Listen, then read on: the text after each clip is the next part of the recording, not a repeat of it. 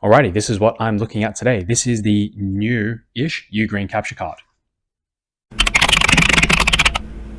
For those who don't know UGreen, they're quite a popular brand on Amazon, but are based in China and Hong Kong. So most of their products revolve around cables. So they have a few different laptop hubs, chargers, adapters, lots of good stuff. If you go and find their products on Amazon, they have heaps of great reviews. So I was very surprised to see them in the capture card market. I think it was a little bit of a departure for what they're normally known for.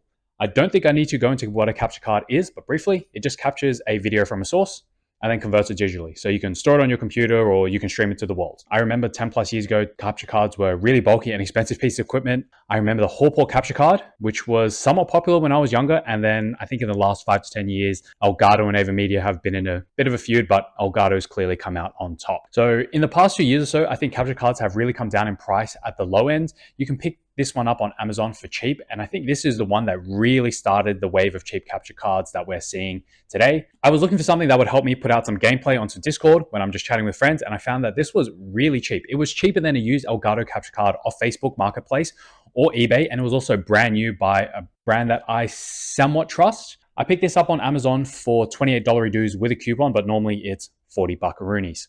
Okay, let's unbox this. So we just have the front and the back. Oddly, nothing much on the sides. So cutting this open, opening this up, not too much in here, just the capture card itself. Got a cover on the USB port and the HDMI input is right there. Opening up the USB-A port, there's a USB-C port, and now there's just some manuals.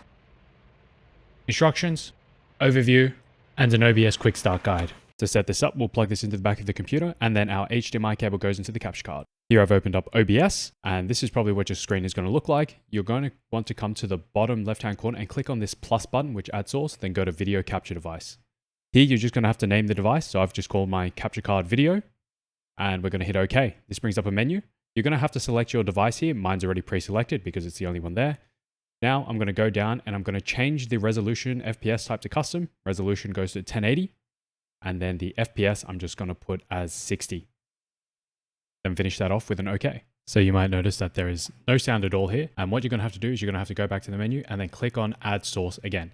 This time we're going to add an audio input capture and I'm just going to call this capture card audio. Hit OK and we're going to select our capture card here, USB digital audio. Hit OK again. Let's go to the audio mixer in the center and click on the 3 dots, hitting advanced audio properties right after that. Now we can go to our capture card audio and instead of monitor off, we can go to monitor and input. And now you should have sound.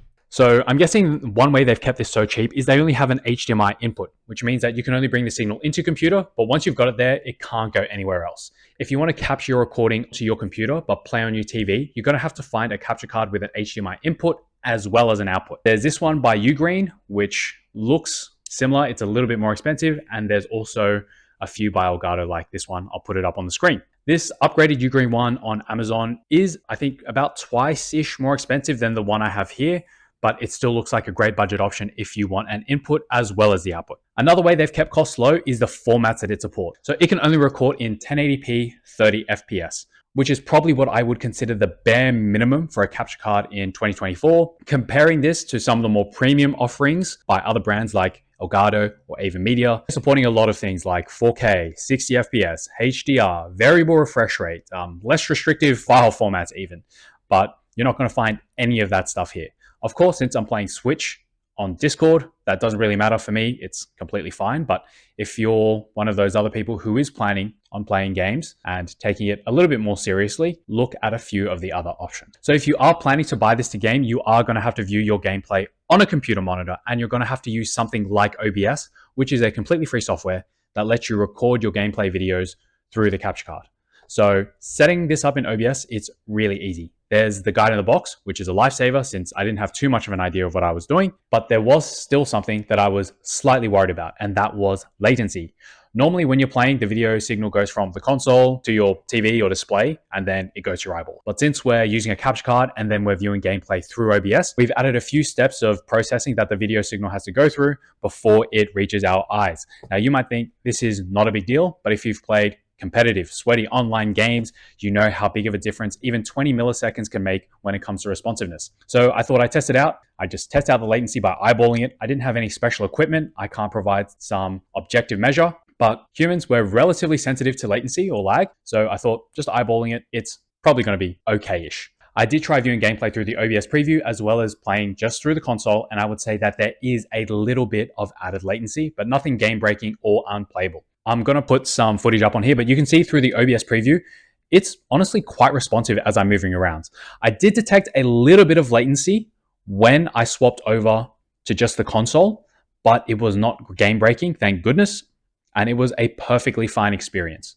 I will say, if you are playing fighting games or first-person shooter games online and you are going to have a competitive, sweaty experience, this is not going to be the card for you. I think you should probably save up a little bit more money and get a better capture card, which has the video output, if you can afford it, and hopefully that will reduce some of the latency and take some of that disadvantage away. Some basic specs: you can input a 4K 60 FPS video. So this will work with the latest gen consoles, but it only captures in 1080p 30 FPS.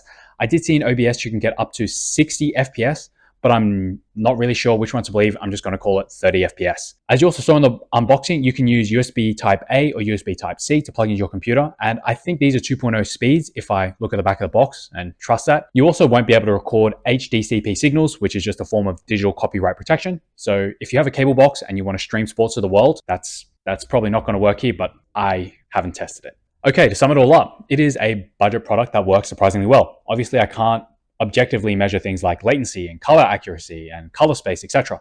But looking at recordings, they all seem quite decent.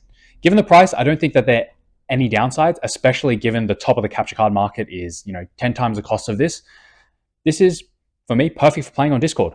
If you're a beginner and you're not looking to record in anything over 1080p, I don't think that most people are going to need features like HDR in recordings. So yeah, you probably can't go wrong with this. Anyway, yeah, that's really it for $28 dues or $40 dues, depending on whether or not you have a coupon. It's a big win. So that's it from me. Bye. Here is a bit of gameplay. I haven't touched this game in a really, really long time. I have no idea what I'm doing, but check it out so you can see the quality for yourself. No one knows, really. They started attacking the bulwark We've had 2 other assaults on the bulwark. I know it sounds crazy, but it's all... Exactly. Something has to be directing them against us, and we need to find out who or what it is.